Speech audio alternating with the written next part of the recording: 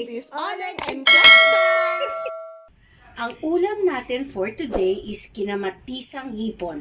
So ito, sa ref, konti lang to, na leftover na hipon natin, di ba? Hindi naman natin naluto noon. So yan, hipon, of course, kamatis, sibuyas at siling haba.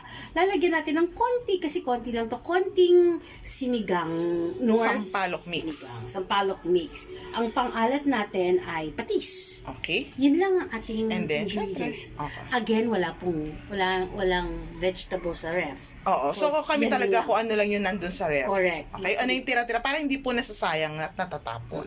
So, sabaw naman tayo ngayon. Okay. So simulan na natin magluto.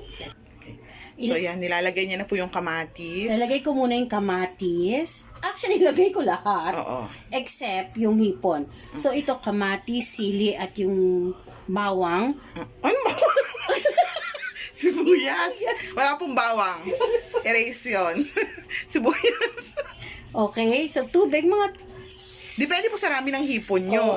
Konti Kasi lang baka hipon naman po namin. mawalan ng lasa yung sabaw dahil wala nang... So, konti lang naman yung hipon namin. So, mga 2 cups of water. Marireduce pa naman. Isinalang na natin yung sabaw. So, pakuluan lang natin, hintayin natin kumulo, tapos lagay natin yung hipon. Eh, yung pampaasim, mamaya pa. Mamaya, last na yun eh. Patis at pampaasin, last na yun. So, pakuluan natin, ilabas lang yung flavor ng kamatis, sibuyas, at ng sili. Okay, sige. Balikan po natin pag kumukulo na. O, ayan, kumukulo na. Okay. Tingnan niyo po yung kulay ng sabaw. Diba? Kulay kamatis na, ang ganda no? na, Color. kamatis na. So, ilagay na natin ang hipon. Yan. Ayan, lagay natin ang hipon. Pwede rin naman po ito doon sa fresh shrimps. Oo Nagkataon lang na naman. may halabos kami na natira Oo. po nung nakaraang niluto namin. So, yan, may hipon. And then, lagyan na natin ng konting pampaasim. Kasi pag kulo niyan, okay na yan. Konti lang yung lagay ko. Did you see that? Yes, we saw that. Yes, teacher. Yes, very good. And then, tansya-tansya, again, patis. Patis po ang pampalasa niya. Masarap po yan. Okay. Tikman muna. Kasi masarap naman sa ganito yung maasim. Correct. So, pakuluan lang natin. Hindi mo ba imimix? Kasi may Hindi, andyan ayaw yan. Hindi ba mimix yan? Nandiyan sa ibabaw yung lasa. Okay lang. Pag kinover ko naman. So, pakuluin lang natin para lang ma-dissolve din yung Ma-dissolve pati yung yung katas yung lasa, ng shrimp din. mag-blend yung lasa. Yes.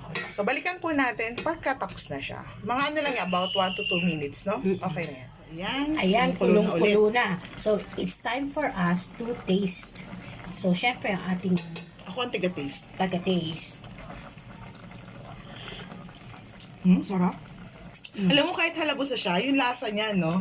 Grabe pa rin, no? Konti lang kasi sabaw din. Opo. Tapos kamatis, and ang sarap. Yeah? Ang sarap. So, nagugutom na ako. Kakain na tayo. Pero ipi-plate pa po natin to.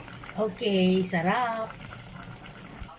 Ayan. So, yan na po ang ating kinamatisang hipon. Wow, looks good. And Yes. tastes good. Tastes good. Sobra. Sarap ng sabaw niya. Try nyo po lutuin. Napakasimple, napakasarap. Tapos walang masyadong sahog po yan. Kasi hindi lang po siya sinigang. Kapag ka po may mga halabos kayong natira, no? So, para hindi naman kayo masawa sa halabos. Diba? Nag-aan pa yung boses ko. So, ayan po. Thank you for watching. And please click the subscribe button and the notification bell to get updates on our future uploads. Sige po, kain na kami. Kain na. Tayo.